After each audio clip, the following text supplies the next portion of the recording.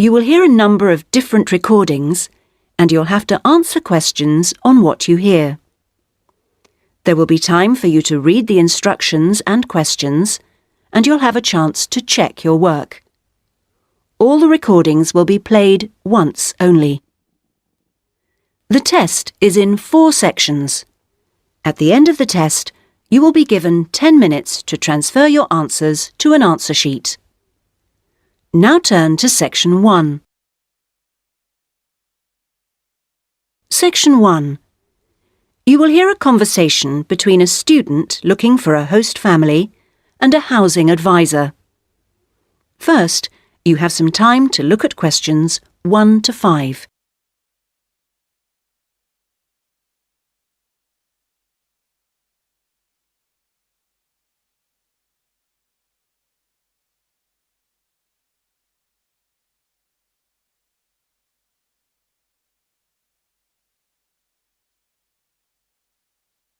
You will see that there is an example which has been done for you.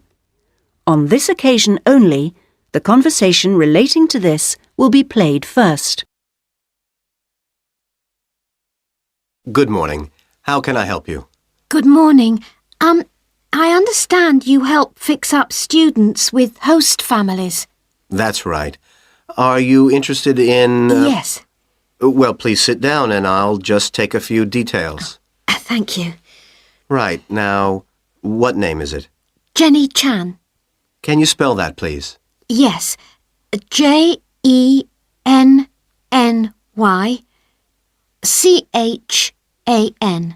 Right. And what is your present address? The student's name is Jenny Chan, so Jenny Chan has been written on the form. Now we shall begin. You should answer the questions as you listen, because you will not hear the recording a second time. Listen carefully and answer questions 1 to 5. Good morning. How can I help you? Good morning. I understand you help fix up students with host families. That's right. Are you interested in... Yes. Well, please sit down and I'll just take a few details. Thank you. Right. Now, what name is it? Jenny Chan. Can you spell that, please? Yes. JENNYCHAN.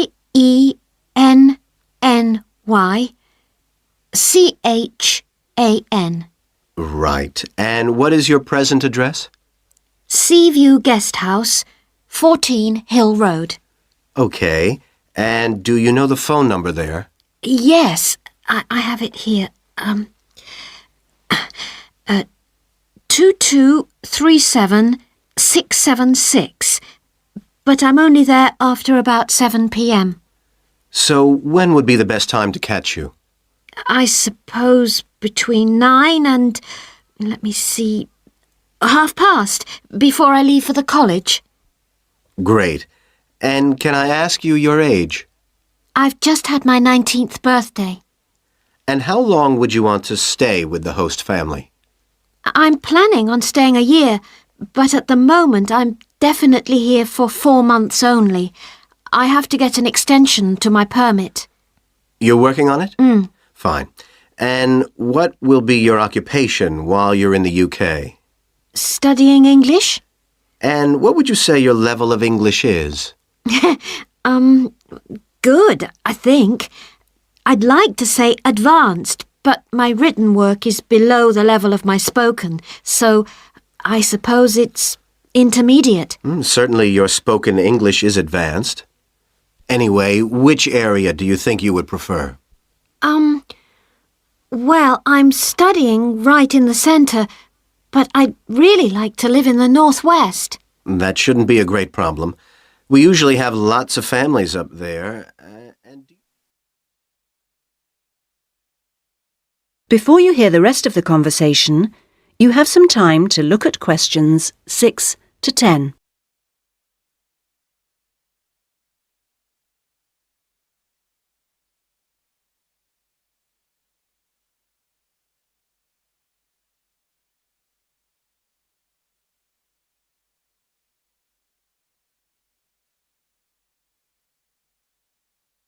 Now listen and answer questions 6 to 10.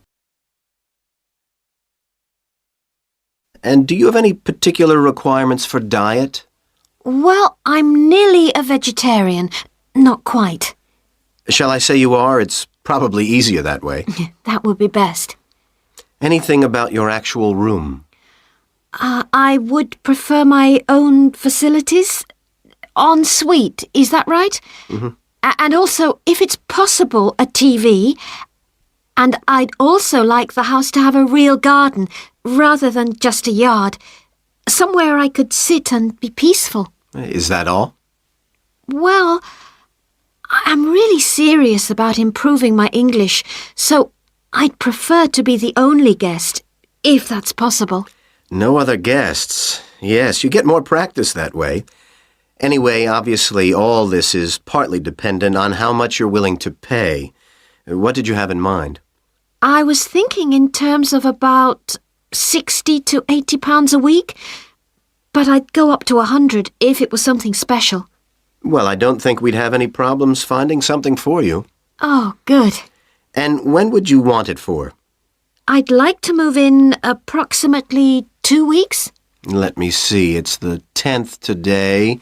So if we go for the Monday, it's the 23rd of March. Yes. Right. Good. And if I could ask one last question. That is the end of section 1. You now have half a minute to check your answers.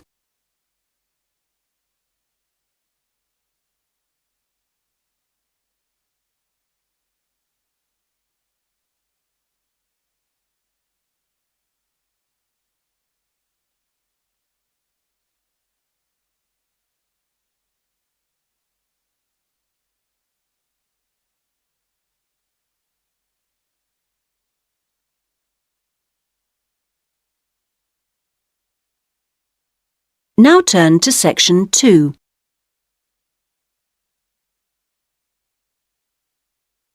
Section 2. You will hear a speech by an official at a meeting of a local football club at the start of a new football season.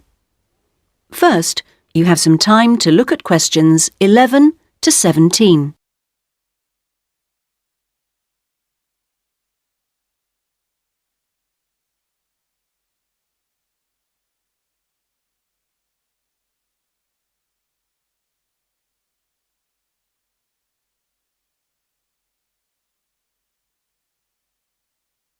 Now listen carefully and answer questions 11 to 17. Good evening, everyone, and thank you for coming to the soccer club meeting. It's good to see so many parents and children here tonight, and I know you're looking forward to a great football season.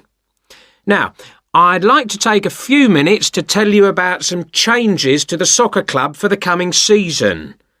Now, this season, we'll be playing all our matches for both the junior and senior competitions at Kings Park, instead of Royal Park, which was used last season.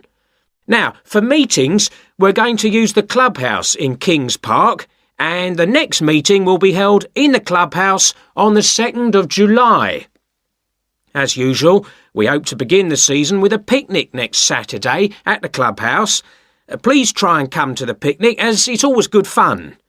At the last week of the season, we usually have a dinner and presentation of prizes to the players, and more information about this will be given to you later in the season.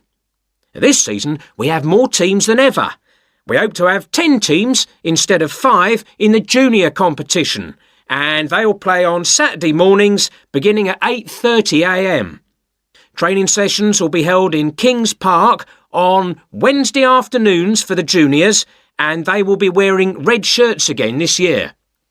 In the senior competition, there will be 4 teams, same as last year, and their games will be played on Saturday afternoons starting at 2:30 it will be at a 2 o'clock start, and the training session for seniors is planned for Sunday afternoons. Before you hear the rest of the speech, you have some time to look at questions 18 to 20.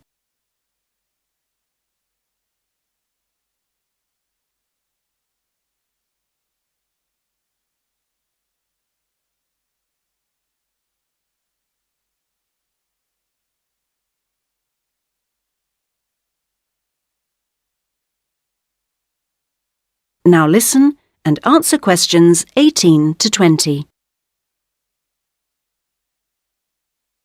Now, I'd like to introduce you to the new committee for the soccer club for this season. Firstly, let me welcome Robert Young, the new president, who will manage the meetings for the next 2 years. Robert's son has been playing football with the club for over 5 years now, and many thanks to Robert for taking on the job of president. Next, we have Gina Costello. She's the treasurer, and she'll collect the fees from you for the season.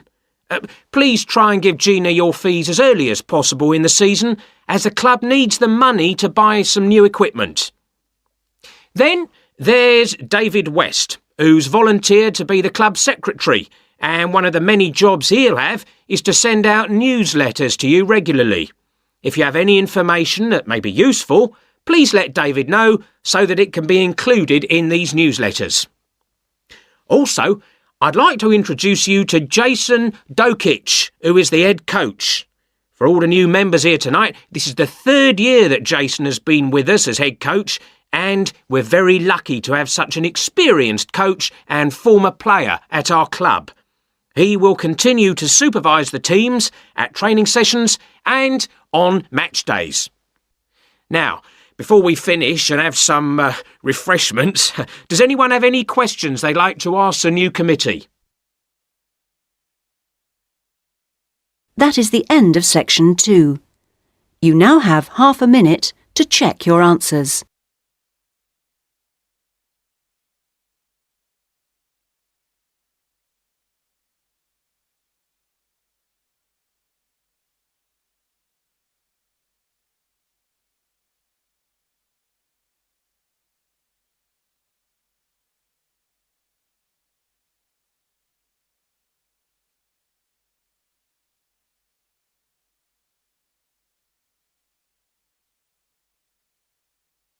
Now turn to section 3.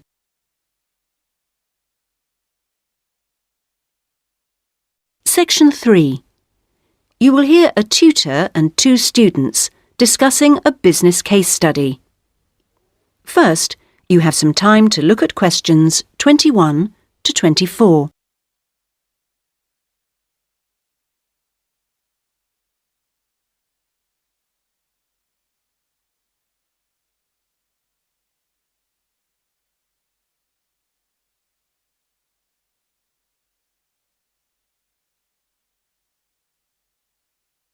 Now listen carefully and answer questions 21 to 24. Right, Jason and Karen. Now, I asked you to look at the case study for Box Telecom as part of your exam assessment. It's interesting because they're in the middle of problems at the moment, and I want you to track how they deal with them. Let's start with you, Karen. Having read through the case study, can you just summarise what the problems were that Box Telecom had to take on board? Well, of course, what first came to their attention was that despite a new advertising campaign, they were suffering from falling sales, and this is something that had many causes. On top of that immediate problem, what had also happened over the last 2 years was that although they had invested in an expansion plan, they had to face up to increased competition. And before they had a chance to get to grips with the effects of that, they were stalled by a strike. And it was just when they were thinking about making a colossal investment in new machinery for their plants. So they were really in trouble. Yes, I think that's fair.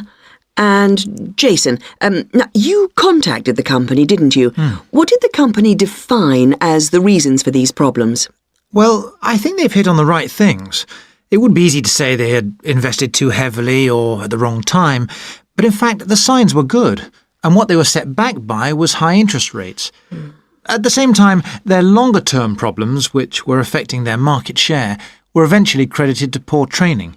And having looked at the details in their last report, I think that's right. Before you hear the rest of the discussion, you have some time to look at questions 25 to 30.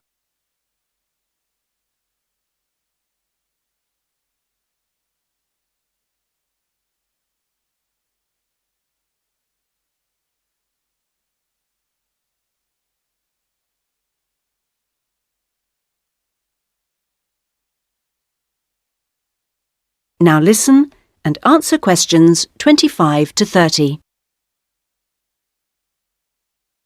So, on to the larger issues then. Karen, what do you think the company will do? Well, obviously they have the choice of accepting the very favourable terms that another company, KMG plc, have given them to buy them out. That would mean creating a new company with a new image. Or they could decide on a bolder move and offer some new shares if they wanted. But I think they're much more cautious than that and expect they will start trying to find individuals who'd be prepared to back them with some of the capital they need. Well, you mustn't always assume that dramatic problems require dramatic solutions. Sometimes there's a simple fix, such as changing the guy at the top. If they truly are cautious, then I suspect they will seek to shut down some of their shops. But a more ambitious approach, and one which I think would have more chance of success, would be to alter how they're running things, the management layers and the processes. So, in your analysis, try to think of all the options. Jason? Yes, it's interesting because I found it a really useful company to study. Its problems cross all types of industries, and it's lucky it's so big. A smaller or even medium-sized company would have gone under by now. Ah, well, in fact, what I want you two to do is to go away when we've finished our discussion today and write a report. We've looked in general at the telecommunications market in the UK over the last few sessions, and I want you to take Box Telecom as an example and suggest some ways in which they might overcome their problems and outline the reasons why you think as you do. But try and keep it intrinsic to the company rather than dragging in other examples. Is that okay, Karen? Yes, I think I can do that. Personally, I've got great hopes for it. I think it will recover. That advertising campaign they did was very strong, and they're very innovative with their products. They set new trends. The company's got to recover, don't you think, Jason? I'm not sure. I think it can, but it's not a foregone conclusion unless they manage to attract the right level of investment. The company definitely needs a boost, and to attract more highly skilled workers if their recovery is to be long-lasting. When I was talking to the marketing manager, he said to me that he thinks the company had got a great management team. But he would say that, wouldn't he? But they are suffering from having to work with outdated production machinery, and that could cost a lot to put right. Well, personally, I think the stock market is to blame. I think they were expecting too much of the company, and then inevitably it looked bad when it didn't perform. The market should have had more realistic expectations. And I disagree with you about the advertising campaign, Karen. That's where they could do with some innovation to get sales kick-started. Anyway, let's see what you come up with those. That is the end of section 3. You now have half a minute to check your answers.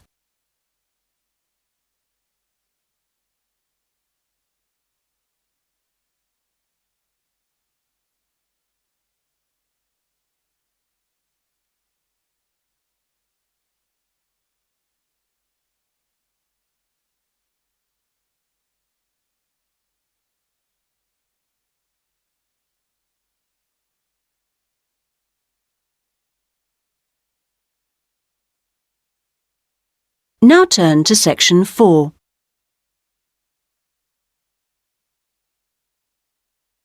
Section 4.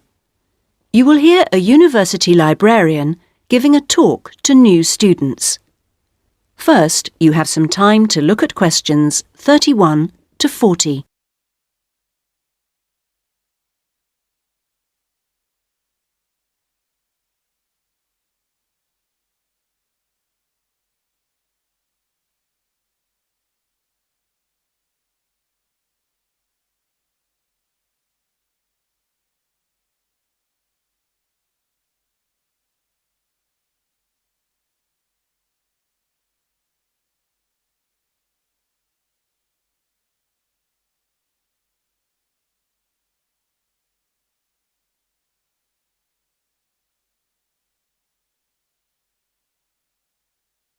Now listen carefully and answer questions 31 to 40.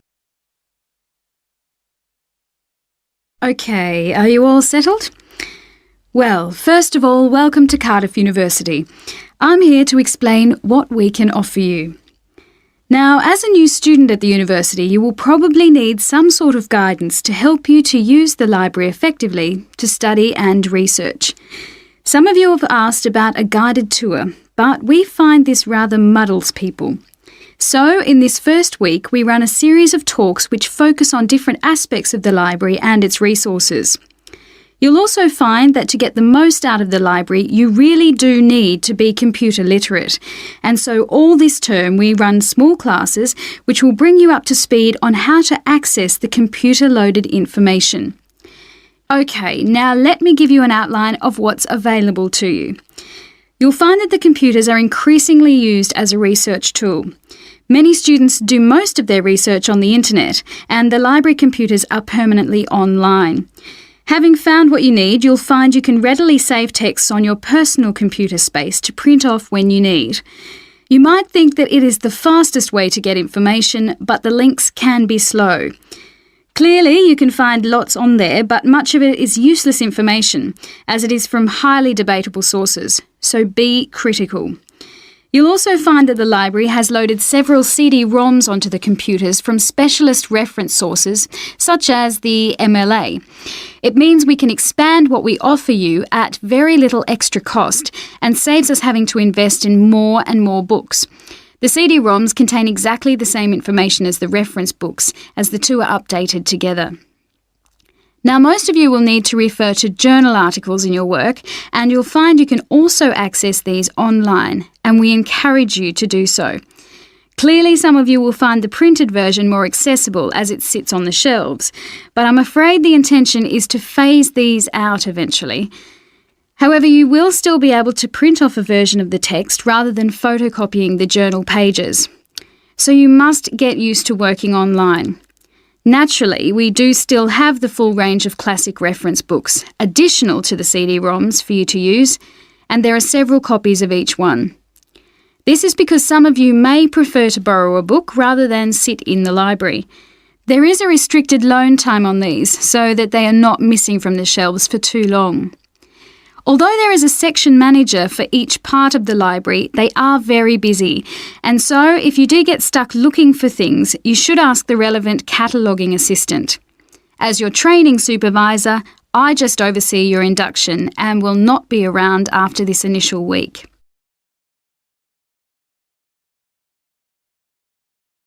Some of you may be interested to know that the library is offering specialised training sessions on writing a dissertation. Obviously, this is not relevant to those of you who are undergraduates, it is just for postgraduates. Your department will discuss the planning stage of the dissertation, i.e. what you're going to do with you, and we will focus on the structure of it. However, the training will also include some time on the computers. I realise most of you know how to organise files, but we can show you the different ways to run data programs. Your tutors will tell you at the outset how to set out the chapters they require, but you will need to ask them how they would like you to organise the bibliography, because it varies depending on your subject area. When you've got something together, the trainer here will look through the draft version for you to see if it's okay. And one final point, for those of you who have registered from abroad, we can offer individual sessions on dissertations if you feel you need them. If you require language lessons, then they are available from the International Centre next to the Law Department. That is the end of section 4. You now have half a minute to check your answers.